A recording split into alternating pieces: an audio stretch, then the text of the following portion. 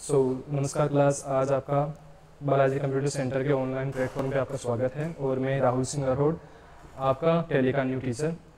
आज हम टैली के जो 3 वर्जन होते हैं उनके बारे में पढ़ेंगे और आज मैं आपको बताऊंगा कि किस प्रकार से आप टैली सीख सकते हो, किस प्रकार से आपको टैली सीखनी चाहिए और किस प्रकार से आपको फ्यूचर के अंदर टैली का यूज़ करते हुए एक इनकम प्राप्त करनी है। तो सबसे पहले जो हमारे पास जो टैली थी वो थी टैली 9, उसके बाद में टैली ERP 9 और जो वर्तमान में सबसे ज़्यादा प्रचलित है वो है टैली प्राइम।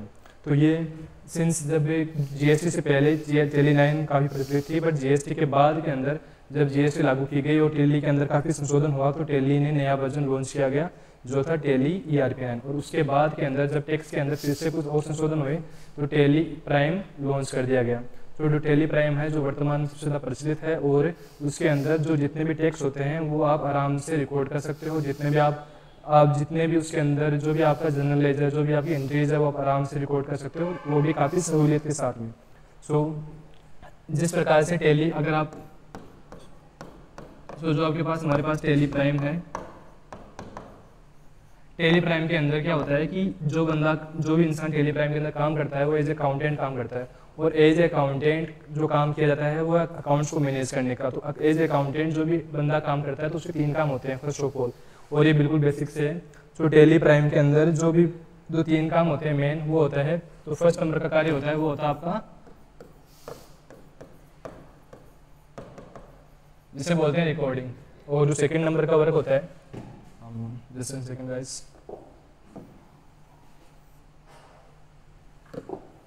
जो सेकंड नंबर का कार्य होता है उसे बोलते हैं हम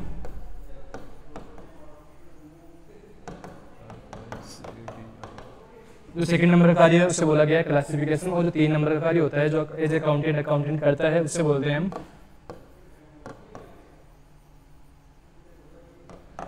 निष्कर्ष निकालना या फिर रिजल्ट निकालना। टैली क्या है? टैली प्राइम एक अकाउंटिंग सॉफ्टवेयर है जिसके द्वारा एक यूजर किसी भी फर्म का, किसी भी व्यक्ति का अकाउंट्स को मैनेज करने का कार्य करता है। अकाउंटिंग का कार्य करने के लिए जो सॉफ्टवेयर अभी वर्तमान में है उसे टैली प्राइम या फिर अकाउंटिंग सॉफ्टवेयर कहा जाता है। अकाउंटिंग सॉफ्टवेयर के रूप में हमारे पास टैली के अलावा कई और भी सॉफ्टवेयर मौजूद है, जैसे कि आपका mark, busy, age and other than I have mentioned already busy. ऐसे कई प्रकार के सॉफ्टवेयर है जो आप टैली जैसे सेम कार्य करते हैं, बट अभी वर्तमान में जो सबसे ज़्यादा प्रचलित है वो है टैली प्राइम। और मैंने आपको पहले से बता दिया कि टैली के अंदर आप 3 प्रकार के कार्य करते हो और एज अकाउंटेंट कार्य करते हो। तो जो टैली का पहला कार्य होता है उसे बोला गया है रिकॉर्डिंग करना। तो रिकॉर्डिंग क्या होता है? रिकॉर्डिंग के अंदर आप टैली के अंदर रिकॉर्डिंग करते हो। तो टैली के अंदर रिकॉर्डिंग करने से मेरा तात्पर्य है कि जब आप एक अकाउंटिंग फर्म के अंदर या फिर आप नॉर्मल फर्म में काम करते हो तो जितने भी फर्म के अंदर लेन देन होते हैं उनको रिकॉर्ड करने के लिए एक ही सॉफ्टवेयर की आवश्यकता पड़ती है। चाहे तो आप उसको बही खत्म में रिकॉर्ड कर लो या फिर आप किसी कंप्यूटर सॉफ्टवेयर पर आप उसको रिकॉर्ड कर सकते हो। तो रिकॉर्डिंग करना टैली का या अकाउंटेंट का पहला कार्य होता है, रिकॉर्डिंग करना। और दूसरे नंबर पे जो अकाउंटेंट का कार्य होता है उसे बोला गया है क्लासिफिकेशन। क्लासिफिकेशन के अंदर मतलब कि वर्गीकरण करना। वर्गीकरण के अंदर जो भी आपने लेन देन को रिकॉर्ड किया है स्टेप बाय स्टेप, अब क्या होता है कि वो सारे सेम होते हैं, मतलब अलग अलग होते हैं, सेम नहीं होते।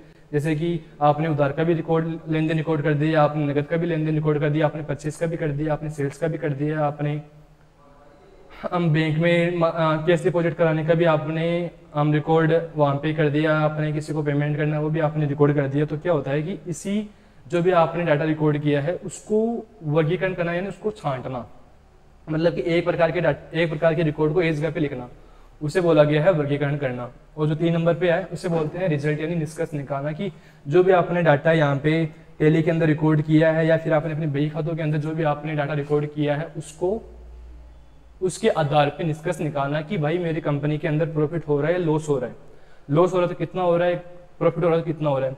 मतलब कि अगर मैं आपको फिर से समझाऊं शॉर्ट के अंदर, तो क्या होता है कि जो बंदा अकाउंटेंट का कार्य करता है उसे एज अकाउंटेंट कुछ काम करने होते हैं। जो पहला काम होता है वो रिकॉर्ड करना, डाटा को रिकॉर्ड करना, कोई भी लेन देन हुआ उसको रिकॉर्ड करना क्या होता है? पहला कार्य होता है।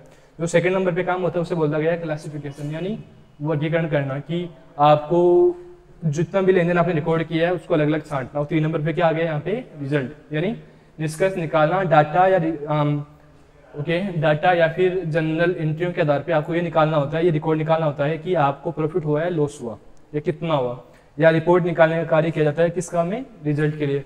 और यही आपका क्या होता है, मेन काम होता है, जिसके लिए क्या होता है, कोई भी अकाउंटेंट, कोई भी डायरेक्टर, कोई भी अकाउंटिंग फर्म या फिर कोई भी व्यक्ति किसी भी अकाउंटेंट को हायर करता है, तो आपका जो मेन कार्य होगा वो होता है रिजल्ट निकालना, निष्कर्ष निकालना।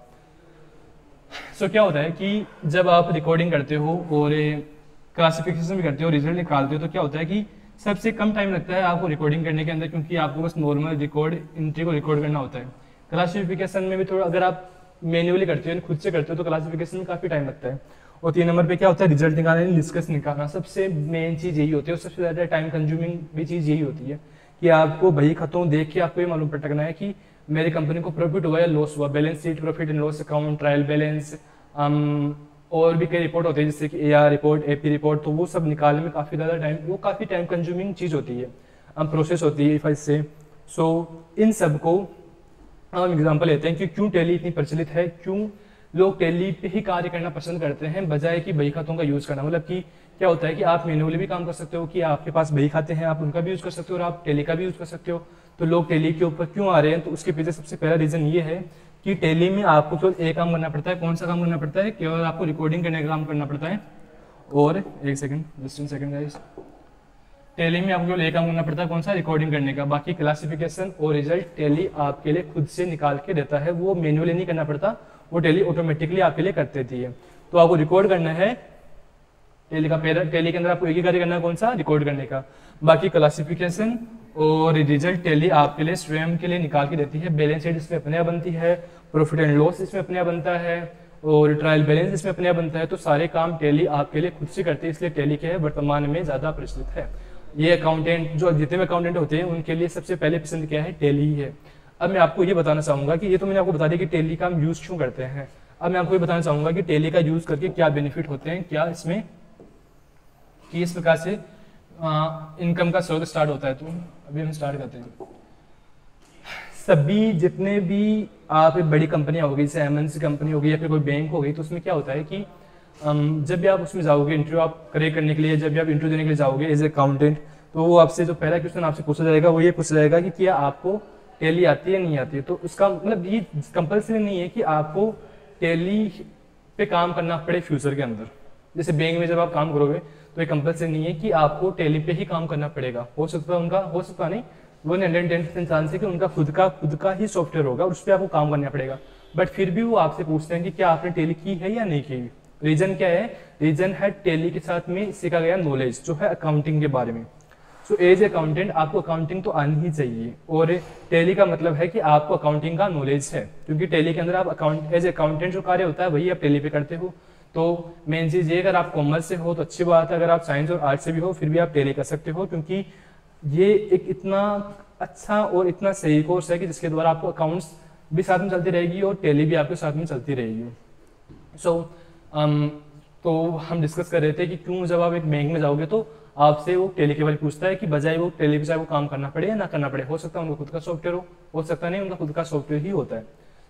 हम आगे बढ़ते हैं। तो क्या होता है कि जब इंटरव्यू में आपसे पूछा जाएगा कि आपने टैली की या नहीं की, अब एज एन अकाउंटेंट आपको करनी ही चाहिए, और अगर आपको एज अकाउंटेंट काम करना है तो टैली आपके लिए मस्ट है। जिस प्रकार से आपके लिए एक्सेल मस्ट है उसी प्रकार से क्या है, टैली भी आपके लिए मस्ट है।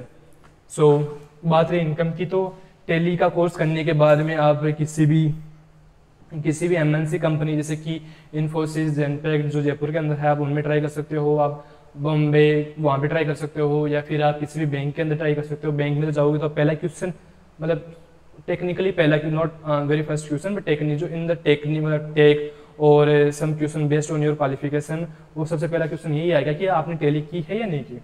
तो उनका तात्पर्य, उनको आपको टैली के बारे में नहीं पूछना कि टैली क्या होती है, उनका तात्पर्य होता है आपको अकाउंटिंग से। और इसमें क्या होता है कि आपको अकाउंटिंग के साथ साथ टैली भी आपको सीखने को मिल जाएगा, जो कि एक अच्छा कॉम्बो है।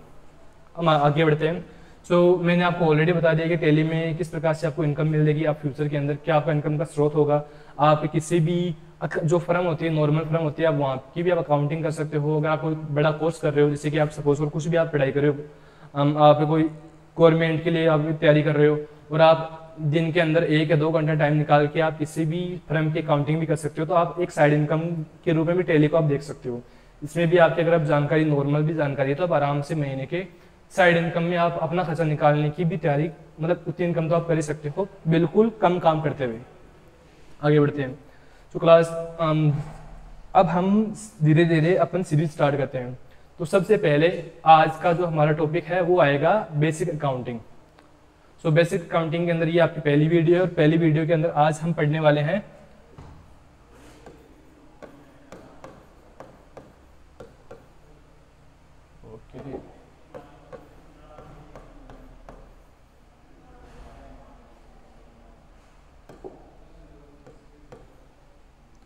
तो क्लास आज हम बेसिक के बारे में पढ़ेंगे, और बेसिक के अंदर जो हमारा पहला टॉपिक है वो है गोल्डन रूल्स। सो टैली के अंदर और अकाउंटिंग के अंदर क्या होते हैं, कुछ आपके रूल्स होते हैं जिनको बोला गया है गोल्डन रूल, जिनके ऊपर आपकी पूरी टैली, जिनके ऊपर आपकी पूरा अकाउंटिंग, जिनके अंदर आपका संपूर्ण ज्ञान इन ही रूल के ऊपर बेस्ड होता है, और वो मैं आपको समझाने की कोशिश करूँगा काफ़ी ईजी तरीके से। सो गोल्डन रूल्स के अंदर क्या होता है कि आपके 3 प्रकार के खाते होते हैं, जो कि अकाउंटिंग के अंदर बोला भी गया कि अकाउंटिंग में कितने खाते होते हैं। अकाउंटिंग के अंदर 3 प्रकार के, सॉरी खाते कई होते हैं, कितने प्रकार के खाते होते हैं। अकाउंटिंग के अंदर 3 प्रकार के खाते होते हैं, जिनके अंदर जो आपका पहला खाता है उसे बोला गया है रियल अकाउंट। जो टैली के अंदर आपका पहला खाता है उसे बोला गया है रियल अकाउंट। जो 2 नंबर पे जो आपका खाता होता है, जो सेकंड टाइप होता है अकाउंट्स का, उसे बोला गया है पर्सनल। और जो 3 नंबर पे आपका खाता होता है उसे बोला गया है नॉमिनल। तो खाते होते हैं आपके 3 प्रकार के। सो अभी हमने इनको स्टेप बाय स्टेप यहाँ पे लिख दिया, और प्रत्येक खाते को क्या किया गया है, 2 भागों में डिवाइड किया गया है। तो पहला है आने वाले को डीआर,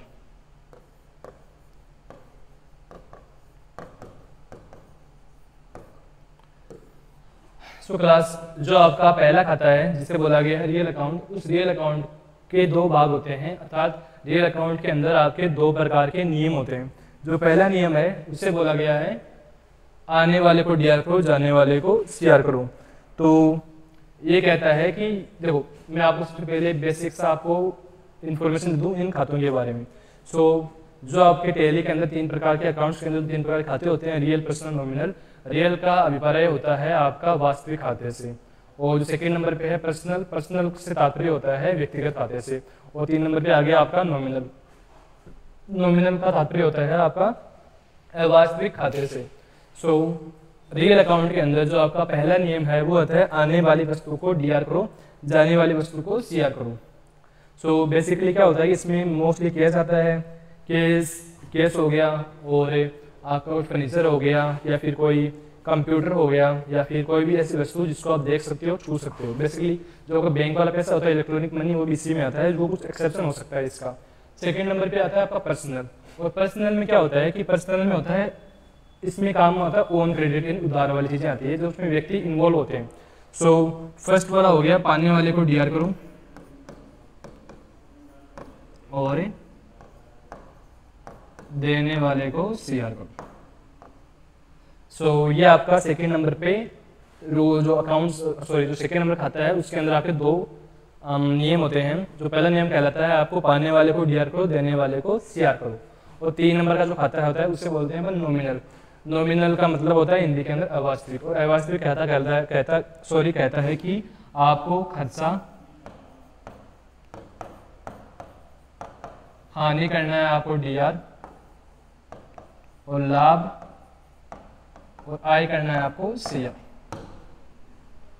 ओके, तो क्लास एक सेकंड के लिए मैं साइड हो रहा हूँ, और आप चाहो तो इसका स्क्रीनशॉट ले सकते हो या फिर उसका उतार भी सकते हो, क्योंकि जो भी आपकी टैली है, जो भी आपकी कॉमर्स है, जो भी आपकी अकाउंटिंग है, जो नॉलेज है वो इसी पे बेस्ड होने वाला है। जो ये क्या आपका बेसिक है, आपका फंडामेंटल नॉलेज होगा किसी भी चीज़ को अंडरस्टैंड करने के लिए, किसी भी आपको एंट्री को समझने के लिए जो आपका फंडामेंटल नॉलेज होगा उसी पे ही बेस्ड होगा। मतलब यही आपका मेन नियम है। जो नियम मैं रिपीट कर रहा हूँ आपको फिर से आपको समझाने के लिए। पहला नियम होता है कि पहला खाता होता है रियल अकाउंट, और रियल अकाउंट कहता है कि आने वाले को डीआर करो, जाने वाले को सीआर करो। सेकंड नंबर पे आ गया क्या, ये पर्सनल कहलाता है, पाने वाले को डीआर करो, देने वाले को सीआर करो। और 3 नंबर पे आ गया नॉमिनल कहता है खर्चा हानि डीआर, लाभ आई सीआर। ओके, सो क्लास आप उसको उतार सकते हो आराम से, और अपन फिर इनके बारे में कुछ ना कुछ 1-2 एग्जाम्पल लेके इनके बारे में लिखना स्टार्ट करेंगे, उनको समझना स्टार्ट करेंगे। सो आप इसको पॉज करके आप इसके स्क्रीनशॉट भी ले सकते हो, और फिर हम आगे बढ़ते हैं यहाँ से। अभी मैं इसको सारा डाटा एक बार के लिए मिटा रहा हूँ यहाँ से।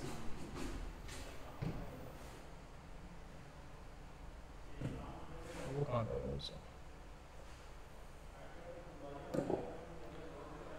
ओके, सो अपने पास क्या होता है कि सिंस हमारे पास क्या है डाटा रिकॉर्ड, मतलब डाटा रिकॉर्ड करने के लिए अपने पास रूल्स आ गए। अब रूल के बारे में क्या होता है कि अपन स्टेप बाय स्टेप हम एंट्रियाँ लेते हैं। सो जब भी आपको एक लेन देन के लिए आपको एक एंट्री रिकॉर्ड करनी होती है, लेन देन को रिकॉर्ड करना होता है, तो लेन देन को रिकॉर्ड करने के लिए एक फॉर्मेट होता है, और लेन देन को रिकॉर्ड करने का जो फॉर्मेट होता है वो होता है आपका Khalistan account DR to Khalistan account, और यहाँ पे अमाउंट आता है।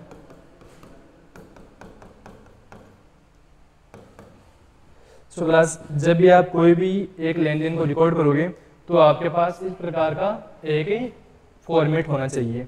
जब भी आप कोई भी लेन देन रिकॉर्ड करोगे तो आप इसी फॉर्मेट में आपको लेन देन को रिकॉर्ड करना है। तो इस फॉर्मेट में लेन देन को रिकॉर्ड करने के लिए हमारे पास लेन देन का एग्जाम्पल होना चाहिए जो हम आगे लेंगे। तो अभी मैं एक बार के लिए साइड में हट रहा हूँ, आप चाहो तो इसका स्क्रीनशॉट ले सकते हो, चाहो तो आप इसको वीडियो को पॉज करके या फिर आप राइट डाउन भी कर सकते हो। अभी अपन आगे बढ़ते हैं। सो मैं इसको एक बार के लिए इरेज कर रहा हूँ, आगे हम इसका यूज करेंगे। ओके, सो अब हमारे पास रूल है, हमारे पास फॉर्मेट है, तो अपन क्वेश्चन पिक करते हैं। सो क्वेश्चन है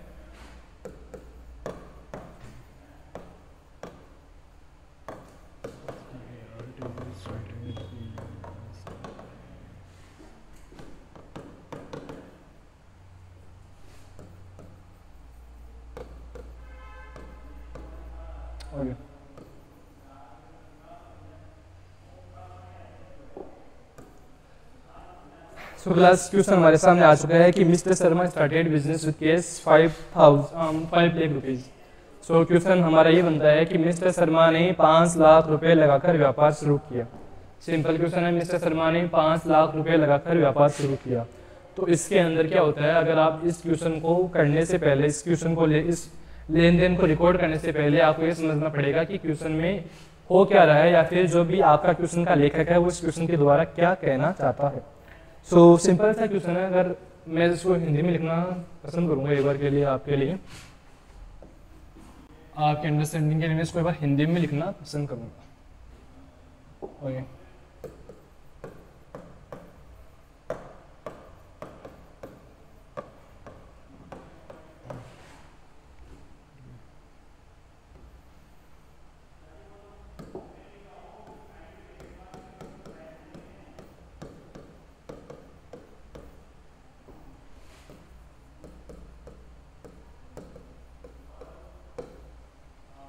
सो क्लास हमारे सामने सेम क्वेश्चन आ गया हिंदी के अंदर कि मिस्टर शर्मा ने 5 लाख रुपए लगाकर व्यापार शुरू किया। सो इसके अंदर क्या होता है कि अगर आप इस क्वेश्चन को समझो फिर हम इसका लेन देन रिकॉर्ड कर सकते हैं। तो रिकॉर्ड करने के लिए आपको सिंपल समझना है कि ये अपने पास क्या है, एक फर्म है, और एग्जाम्पल ये लेते हैं कि ये क्या है, ये है आपका मिस्टर शर्मा। सो हमारे सामने 2 एग्जाम्पल है, यहाँ पे है मिस्टर शर्मा, ये आपका मिस्टर शर्मा, और ये क्या है, मिस्टर शर्मा का आइडिया किसके रिगार्डिंग, व्यापार के रिगार्डिंग। ये है मिस्टर शर्मा और ये है मिस्टर शर्मा का व्यापार। और आप अकाउंटेंट किसके हो, शर्मा के हो या उसके बिजनेस के हो। एक देखो, दोनों केस में दोनों हो सकते हैं, आप शर्मा के भी अकाउंटेंट हो सकते हो और आप बिजनेस के भी अकाउंटेंट हो सकते हो। बट अभी के लिए अपन समझते हैं कि अपन एक फर्म का रिकॉर्ड, लेन देन रिकॉर्ड कर रहे हैं। तो अभी वाले कंडीशन के अंदर, और ये कंडीशन काफी लंबे समय तक चलेगी कि आप, और हम यही पढ़ेंगे मोस्ट ऑफ द टाइम कि आप अकाउंटेंट किसके हो, आप व्यापार के अकाउंटेंट हो, आप एक बिजनेस के, एक दुकान के, एक कंपनी के आप अकाउंटेंट हो। सो आप अकाउंटेंट किसके हो, आप अकाउंटेंट हो इस व्यापार के।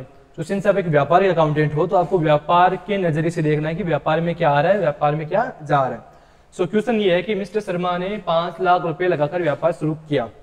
तो अभी ये क्या व्यापार के लिए पैसा लेके आया है। अभी देखो फ्यूचर में क्या करेगा, पास्ट में क्या किया, वो अपन को ध्यान में नहीं रखना, आपको केवल ये देखना है कि लेन देन के अंदर क्या हो रहा है। अभी करंट जो क्वेश्चन है उसके अंदर क्या हो रहा है, बाद में क्या करेगा, बाद में वो लगा कि कुछ भी करे, अपन को अभी के लिए उससे कुछ मतलब नहीं है, अपन को क्वेश्चन को देखना है। तो क्वेश्चन के अंदर नॉर्मली क्या है कि मिस्टर शर्मा के पास, अभी मैं इसको समझा रहा हूँ थोड़ा और एग्जाम्पल से, ये क्या है, उसके पास 5 लाख रुपए और इसने क्या किया, यह पैसा व्यापार में लेके आ गया, मतलब लगाया। अभी कुछ इसके पास ये व्यापार में आ गए पैसे शर्मा के पास से कहाँ आ गए व्यापार के अंदर। सो अपन को ये समझना है कि व्यापार में क्या आ रहा है, व्यापार में हमारे पास आ रहा है 5 लाख रुपए कैश आ रहे हैं। ओके, अभी सेकंड नंबर पे है जो अपन का रूल कहलाता है, जो आपका सबसे पहला खाता है वो है आपका रियल अकाउंट। और रियल अकाउंट कहता है कि आने वाले को डीआर करो, जाने वाले को सीआर करो। तो हमारे पास क्या आया, यहाँ पे हमारे पास आ गया यहाँ पे कैश। कितना कैश आया, 5 लाख रुपए। अपन ने समझ लिया क्या आया, 5 लाख रुपए आया। और हमारे पास ये क्या गया, अभी जैसे कि आप हो व्यापार के अकाउंटेंट, आपने समझा, आप क्वेश्चन बोलोगे सर हमारे पास क्या आया, 5 लाख रुपए केस आ गए। ये शर्मा के पास है, हमारे पास आगे कितने आ गए, 5 लाख रुपए आ गए। और यहाँ पे अभी कुछ नहीं बचा, हमारे पास क्या आ गया, 5 लाख रुपए आ गए शर्मा के पास से, ठीक है। और व्यापार में क्या आया, 5 लाख रुपए आया। तो व्यापार में 5 लाख रुपए आ गए, बट व्यापार से क्या गया, क्वेश्चन हमारे सामने ये है कि व्यापार से, जब शर्मा ने व्यापार में 5 लाख रुपए लगाया तो व्यापार से क्या गया, तो आया हमारे पास 5 लाख रुपए केस, गया हमारे पास से क्या, कुछ भी नहीं गया हमारे पास से। जब एक व्यक्ति व्यापार शुरू करने के लिए पैसा लगाता है तो व्यापार में कुछ आता है, बल्कि व्यापार से अभी के लिए कुछ नहीं गया। इस क्वेश्चन में व्यापार में क्या है, केस है, बट व्यापार से कुछ नहीं गया। और ये कंपल्सरी नहीं है कि एक अकाउंट के दोनों नियम एक साथ लागू हो सकता है। एक नियम आपका रियल अकाउंट का लागू हो गया, एक नियम आपका पर्सनल का लागू हो चुका है, तो ये कंपल्सरी नहीं है, ठीक है। तो आने वाले को डीआर, सबसे पहले आपको ये देखना है कि क्या आया क्या गया। हमारे पास क्या आया, केस आया, तो डीआर तो अपना बुक हो गया किसमें, केस के अंदर। अब बात करते हैं सीआर। तो सीआर के अंदर क्या हो रहा है, सीआर के अंदर हमारे पास कुछ नहीं आ रहा, कुछ नहीं जा रहा, सॉरी आ रहा, अपने पास केस आ रहा है बट कुछ जा नहीं रहा। अपन दूसरे अकाउंट में जाते हैं, तो दूसरा अकाउंट बोलता है आपका पर्सनल अकाउंट। पाने वाले को डीआर करो, देने वाले को सीआर करो। सो पाने वाले को डीआर करो, देने वाले को सीआर करो। सो इसमें क्या आता है, ये तब काम आता है मोस्टली जब कोई उधार का लेन देन हो, और ये लेन देन उधार का लेन देन नहीं है। अपन जाते हैं तीसरे नियम पे, तीसरे अकाउंट पे जाते हैं। तीसरा अकाउंट आपको कहता है, जो तीसरा अकाउंट होता है वो है नॉमिनल अकाउंट। और नॉमिनल अकाउंट आपको कहता है कि जो नॉमिनल अकाउंट होता है अवास्तविक को कहता है खर्चा हानि डीआर और लाभ आय सीआर। अब मुझे बताओ, व्यापार के अंदर 5 लाख रुपए आ रहे हैं, तो ये व्यापार के लिए खर्चा है या फिर आपके लिए लाभ है? व्यापार के लिए तो लाभ है। जब भी व्यापार में कैश आ रहा है तो व्यापार के लिए क्या लाभ है। और सिंस इसके पास क्या है, व्यापार शर्मा के पास से व्यापार में क्या आया, कैश आया 5 लाख रुपए, तो ये व्यापार के लिए लाभ है। और ऐसी स्थिति जब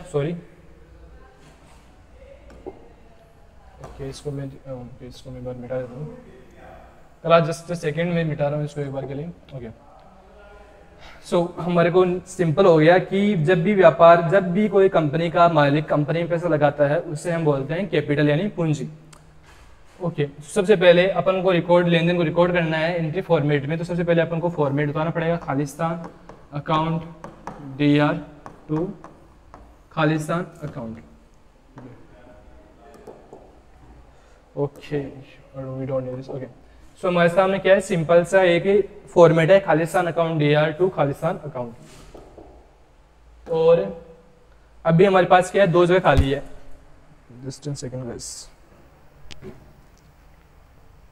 अभी क्या है हमारे पास 2 जगह खाली है, 2 जो स्पेस है उसके अंदर हमको क्या करना है, फिल करना है। सो डीआर है, तो मैंने आपको भी समझाया कि आने वाले को डीआर करो, ये नियम लागू हो रहा है। और हमारे पास क्या आ रहा है, हमारे पास व्यापार के अंदर 5 लाख रुपए आ रहे हैं यहाँ पे। सो यहाँ पे अपन क्या करेंगे, केस को अपन करेंगे डीआर, और सीआर में क्या आएगा, यहाँ पे आएगा कैपिटल। आने वाले को डीआर करो और खर्चा लाभ और आय करना आपको सीआर। तो अलग अलग नियम यहाँ पे लागू हो चुके हैं।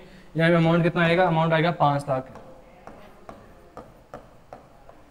सो ये थोड़ी सी का आपके लिए हार्ड एंट्री होगी। इसके बाद में जो भी एंट्री होगी वो काफी ज्यादा सिंपल है। कैपिटल की एंट्री पहली एंट्री होती है और सबसे, मैं नहीं कहूँगा सबसे हार्ड, बट ये काफी हद तक एक मुश्किल एंट्री है। सो सबसे पहले मैं 1 सेकंड का ब्रेक ले रहा हूँ, मतलब 1 सेकंड का स्क्रीन सेट रहा हूँ, ताकि आप इसको आराम से स्क्रीनशॉट ले लो या फिर आप इसको रिकॉर्ड कर लो या फिर आप इसको लिख भी सकते हो। ओके, सो मैं उम्मीद करूँगा कि आपने क्वेश्चन लिख लिया होगा और मैंने आपको अच्छे से समझा दिया कि जब भी कोई व्यापार में पैसा लगाता है तो उसको करते हैं अपन DR, और व्यापार में पैसा लगाते हैं उस प्रक्रिया को बोलते हैं कैपिटल। तो CR में क्या आ गया यहाँ पे, कैपिटल।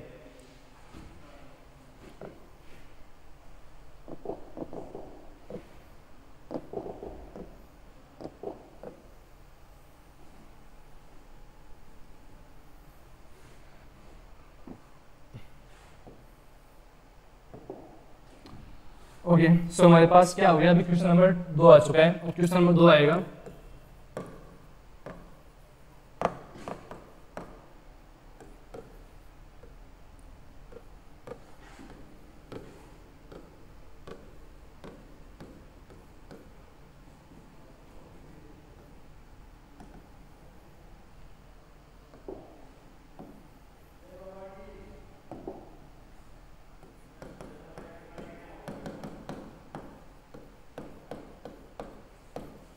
सो क्लास जो हमारे सामने 2 नंबर क्वेश्चन है वो कहता है कि मिस्टर शर्मा ने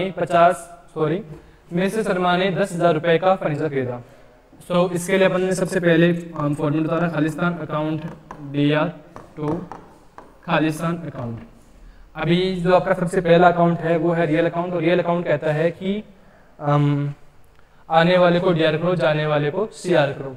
सो अभी अपन को क्वेश्चन को देखना है और आपको ये समझना है कि जो आपका व्यापार है जिसके आप अकाउंटेंट हो, जिसमें क्या 5 लाख रुपए पड़ा है, उसके अंदर क्या आ रहा है क्या जा रहा है।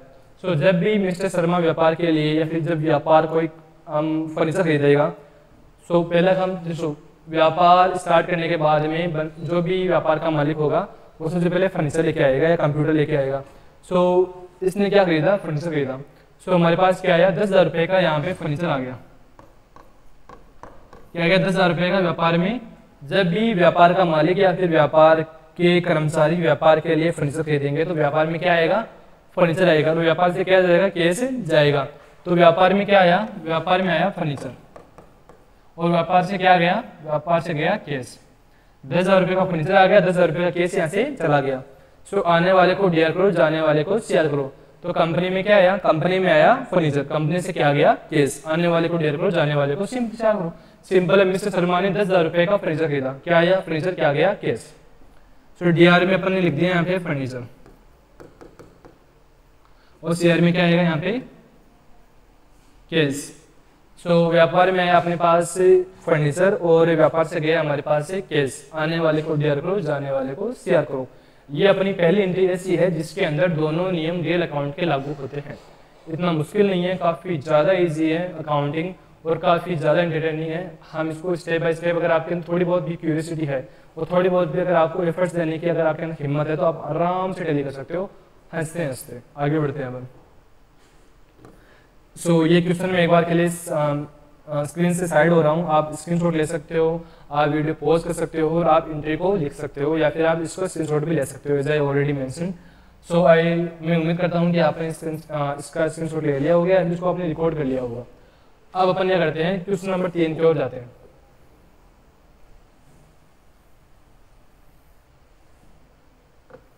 ओके,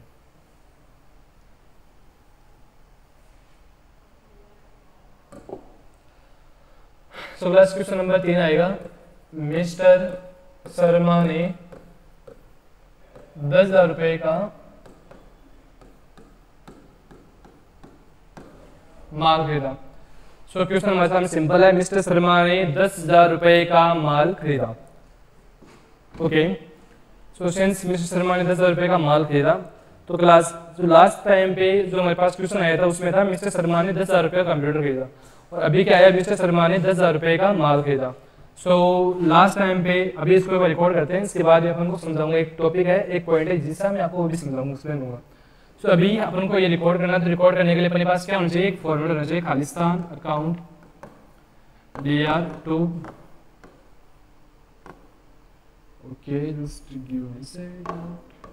ओके, सो हमारे सामने क्या है, एंट्री को रिकॉर्ड करने का एक सिंपल सा अच्छा सा प्यारा सा फॉर्मेट। सो अभी सिंस हमारे पास यहाँ पे 2 जगह स्पेस खाली है और एक है डीआर के लिए, दूसरा है सीआर के लिए। तो सीआर के अंदर ओके, सो सबसे पहले अपना नियम होता है कि आने वाले को डीआर करो, जाने वाले को सीआर करो। तो क्वेश्चन है मिस्टर शर्मा ने 10,000 रुपये का या फिर 10,000 रुपये का माल खरीदा। तो जब कोई बंदा माल खरीदता है तो उसके पास क्या आता है, माल आता है, उसके पास क्या जाता है, केस जाता है। सो इस कंडीशन में हमारे पास आ रहा है माल और जा रहा है केस। आने वाले को डीआर करो, तो माल को बोलते हैं अपन गुड्स। क्या बोलते हैं, माल को अपन बोलते हैं गुड्स। और गुड्स जब आप खरीदते हो तो उस प्रक्रिया को बोलते हैं अपन परचेज। क्या बोलते हैं, उस प्रक्रिया को अपन बोलते हैं परचेज। और जब भी आप माल बेचते हो तो उस प्रक्रिया को बोलते हैं सेल्स। ओके, सो क्लास आने वाले को डीआर करो, जाने वाले को सीआर करो। तो डीआर के अंदर आएगा आपका परचेज और सीआर में आएगा केस।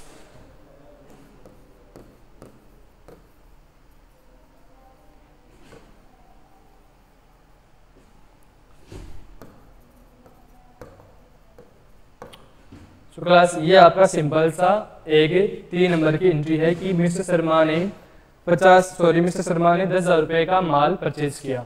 और बालाजी कंप्यूटर सेंटर के अंदर अगर आपको टैली करनी है, आप हिंदी में भी टैली करवा देंगे। और अगर आप इंग्लिश मीडियम स्कूल से हो और आपको हिंदी समझ में कम आती है और फिर भी आपको टैली करनी है, अकाउंटिंग सीखनी है, तो यहाँ पे टीचर इंग्लिश मीडियम के लिए भी अवेलेबल है। सो क्वेश्चन हमारे सामने, मिस्टर शर्मा ने 10,000 रुपये का माल खरीदा। Mister Sharma bought goods worth of 10,000 rupees. So simple question है। और आने वाले को डीआर किया, जाने वाले को सीआर किया। हमारे पास क्या है, माल है। तो माल खरीदने को बोलते हैं परचेज। तो परचेज को मैंने डीआर में फिल कर दिया और केस को मैंने सीआर में फिल कर दिया, क्योंकि ऑलरेडी हमारे पास जब आप माल खरीदते हो तो हमारे पास से क्या जाएगा, हमारे पास से केस जाएगा। सो एक बार के लिए मैं फिर से स्क्रीन से स्टार्ट हो रहा हूँ। आप चाहो तो स्क्रीन शॉट ले सकते हो या फिर आप वीडियो पॉज करके एंट्री को भी, क्वेश्चन के साथ आप एंट्री को भी रिकॉर्ड कर सकते हो।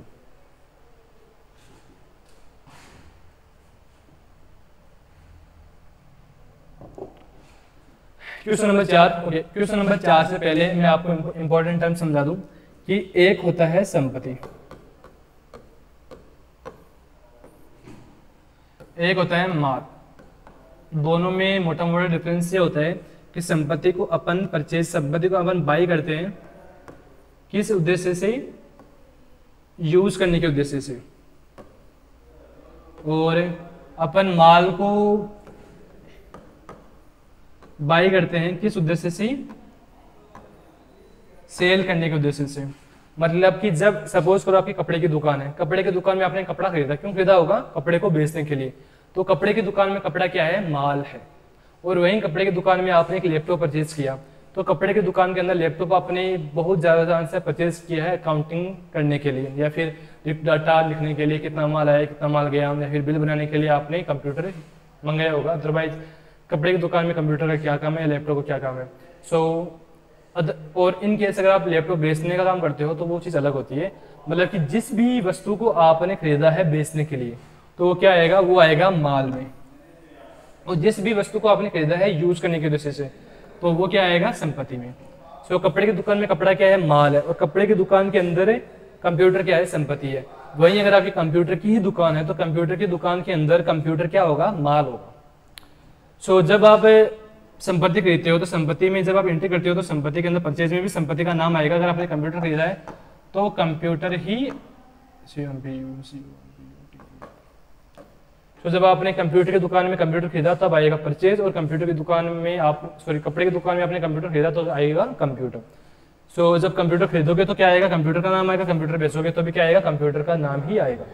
वहीं अगर आपने माल खरीदा तो माल खरीदने की प्रक्रिया को बोलते हैं अपन परचेज, और माल बेचने की प्रक्रिया को बोलते हैं अपन सेल्स। ओके, सो मैं उम्मीद करता हूं कि आपको अच्छे से समझ में आ गया होगा। इसमें इतना कॉम्प्लिकेटेड कुछ भी नहीं है। अगर आपने कुछ संपत्ति या किसी भी वस्तु को खरीदा है यूज करने के उद्देश्य से, तो वो क्या है, संपत्ति। और संपत्ति की कंडीशन में परचेज और सेल्स में दोनों टाइम पे संपत्ति का नाम ही आएगा।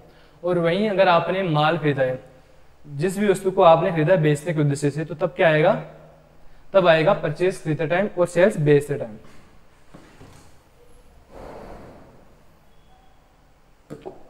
आगे बढ़ते हैं तो क्वेश्चन नंबर 4 आएगा। मिस्टर शर्मा ने 10,000 रुपए का, ओके सॉरी, अपन 10,000 में नहीं बेचेंगे क्योंकि अपने 10,000 में खरीदा था, और 10,000 में बेचेंगे तो कोई मतलब नहीं होगा इसका। 12,000 का लेते हैं, 2,000 का प्रॉफिट, 10,000 के ऊपर 20% रिटर्न दे रहा है, अच्छी चीज़ है, 20% रिटर्न भी कम नहीं होते। सो मिस्टर शर्मा ने 12,000 रुपये का माल बेचा। सो क्लास हमारे सामने सिंपल सा क्वेश्चन है, मिस्टर शर्मा ने 12,000 रुपये का माल बेचा। तो आप मुझे बताओ, जब भी कोई व्यक्ति माल बेचता है और वो माल नकद में बेचता है तो व्यक्ति के पास क्या आता है, व्यक्ति के पास आता है माल, सॉरी माल नहीं आएगा, I was just kidding guys. सबसे पहले अपन को एंट्री रिकॉर्ड करने के लिए अपन को कैसे फॉर्मेट चाहिए, फॉर्मेट अपन ने लिख लिए यहाँ पे। क्वेश्चन कहलाता है आपका मिस्टर शर्मा ने 12,000 रुपये का माल बेचा, और जब कोई व्यक्ति माल बेचेगा तो व्यक्ति के पास क्या आएगा, कैश आएगा एज, और व्यक्ति के पास से क्या जाएगा, माल जाएगा। और मैंने आपको अभी समझाया, जब भी कोई व्यक्ति माल बेचता है तो उस प्रक्रिया को बोलते हैं अपन सेल्स। तो डीआर में आएगा कैश और सीआर में आएगा सेल्स, और यहाँ पे अमाउंट आएगा आपका 12,000, और यहाँ पे भी कितना आएगा 12,000। कैसे आया, आने वाले को डीआर करो, डीआर में क्या आया, कैश आया, सीआर में क्या गया आपके पास से सेल्स, माल गया सेल्स। और क्वेश्चन में क्या हो रहा है, मिस्टर शर्मा ने 12,000 का माल बेचा, आने वाले को डीआर करो, जाने वाले को सीआर करो। तो कैश को आपने कर दिया डीआर और सेल्स को कर दिया आपने सीआर।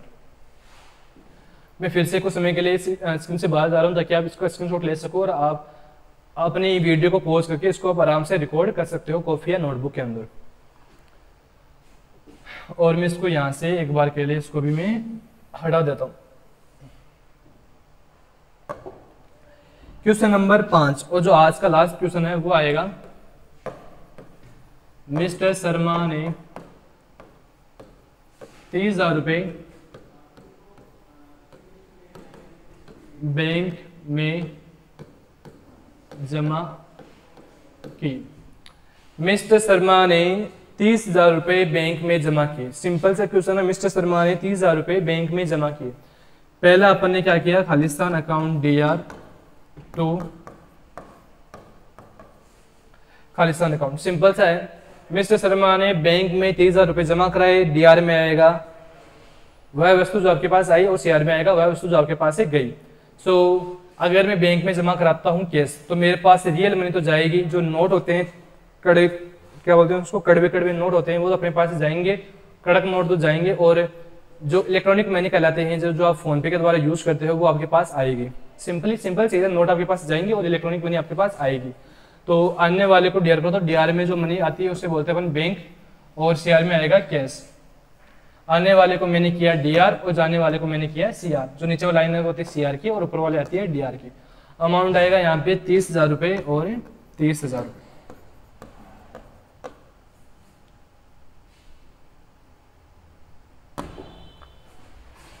सो क्लास एक बार फिर से मैं स्क्रीन से साइड हो रहा हूँ ताकि आप इसको आराम से देख लो।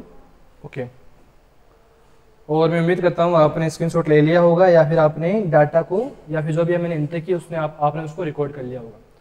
सो क्लास आज की जो टेली क्लास होती है, जो पहली सीरीज की पहली क्लास है वो आपकी यहीं समाप्त होती है। कुछ भी आपको क्वेश्चन हो तो आप बालाजी कंप्यूटर सेंटर में आ सकते हो, विजिट कीजिए। और यहाँ पे अवेलेबल बेस यहाँ पे सुबह तकरीबन 9 बजे से लेकर शाम को 4 बजे तक टेली के बेस चलते हैं, और जिसके अंदर आपको अच्छी फैकल्टी और अच्छे, जैसे कि मैंने आपको ऑलरेडी मेंशन किया है कि यहाँ पे अगर आप इंग्लिश मीडियम स्कूल से हो या फिर आप हिंदी मीडियम से स्कूल से हो तो मैटर नहीं करता, आप किसी भी मीडियम से हो आपको टेली अच्छे से करवा दी जाएगी। और अगर आपको टेली सेंटर में आके नहीं बल्कि खुद से ही करनी है तो हम यहाँ पे हम अपने इस YouTube चैनल के ऊपर बालाजी कंप्यूटर सेंटर का YouTube चैनल है, यही चैनल, इसके ऊपर हम डेली या फिर एक निश्चित अंतराल के बाद में हम वीडियो अपलोड करते रहेंगे, जिससे कि आपको काफ़ी हद तक आपकी मदद हो सकती है। अगर आप सेंटर विजिट करना चाहो तो बालाजी कंप्यूटर सेंटर मौलासर में आप विजिट कर सकते हो। और thanks for watching this video, और प्लीज़ चैनल को सब्सक्राइब, वीडियो को लाइक और वीडियो को शेयर करो। Thank you.